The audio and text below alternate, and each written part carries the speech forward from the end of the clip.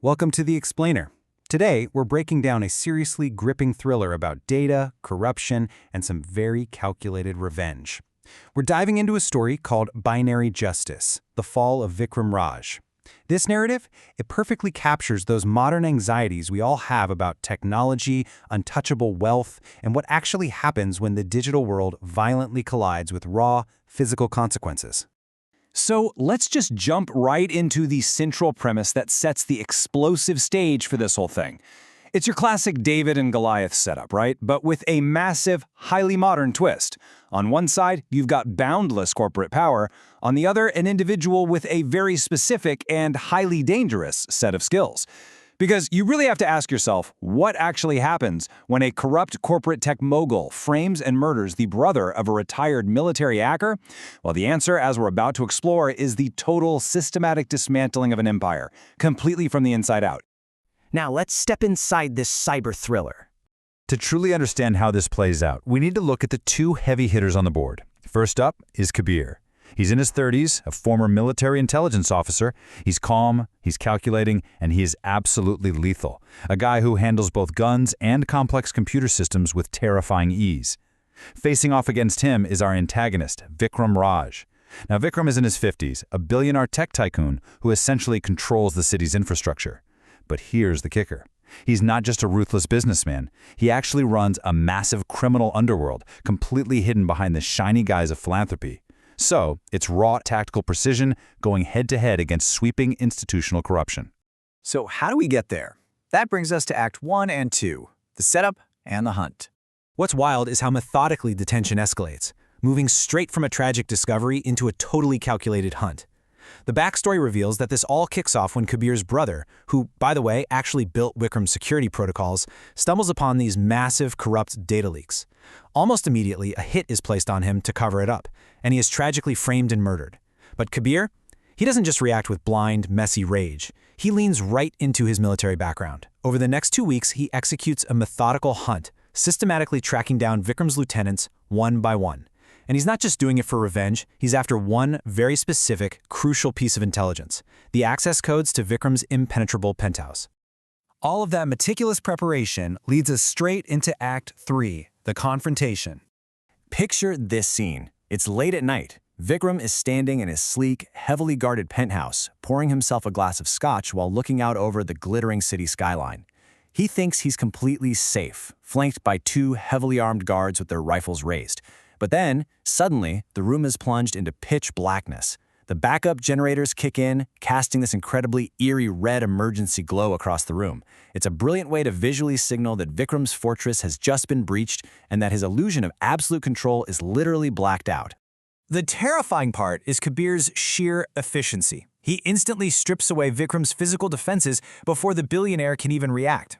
Seriously, before Vikram can even order his guard to check the server room, the glass window completely shatters. Kabir drops into the room from a tactical rope. He rolls, pulls a silenced pistol, and the whole thing is over in seconds. It's a double top, and the first guard drops. Flip and shoot. The second guard hits the floor. It's purely mechanical, a flawless execution of his military training. Then, he calmly detaches the rope and stands up to face the man who ordered his brother's death.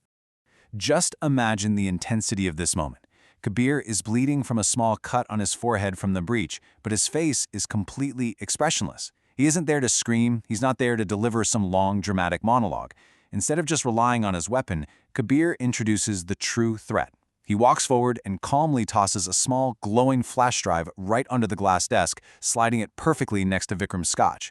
Right then and there, he proves that his brother built those security protocols for a reason. Now, Vikram's reaction here is fascinating. He tries to project total confidence, leaning on his wealth and legal shields. He tells Kabir that killing him changes absolutely nothing, that his lawyers will tie up Kabir's life forever, make him a ghost, and keep his brother's name dragged through the mud. He literally says, "I won," the day he signed those papers. Vikram genuinely believes that the legal system and his immense corporate power make him immortal. But honestly, if you look closely, the facade is already cracking.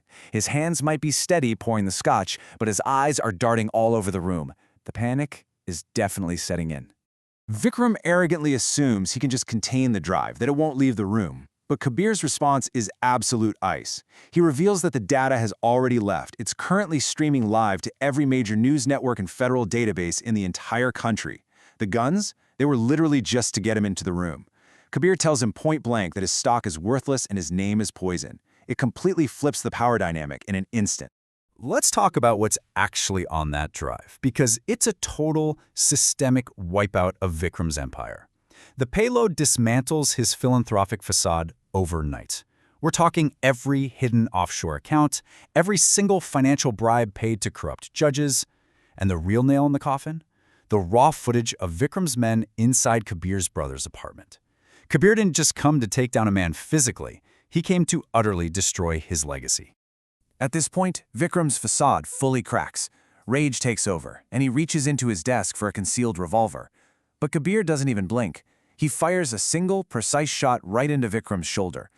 With his empire gone and now physically broken, Vikram collapses in agony. And as police sirens start to wail in the distance, casting those flashing blue and red lights against the shattered windows, Kabir just tells him to enjoy the prison food. He calmly hooks his harness back onto the tactical rope and vanishes into the night, leaving Vikram right there, bleeding and waiting for a prison cell. Stepping back from the action, let's look at the realities of binary justice. I want to leave you with this final thought, something to really ponder about where ultimate power and vulnerability truly lie in our hyper-connected reality. Vikram thought he owned the courtroom because he could just buy the judges. He thought his physical, top-tier security made him totally untouchable. But Kabir proved something entirely different. In a world completely ruled by data, the most powerful weapon isn't a gun, and it certainly isn't a high-priced lawyer. It's the truth, perfectly weaponized, and streamed directly to a federal database. So is true justice delivered in the courtroom or on a flash drive? Thanks for joining me on this explainer, and I highly encourage you to keep questioning the invisible systems that govern our everyday world. See you next time.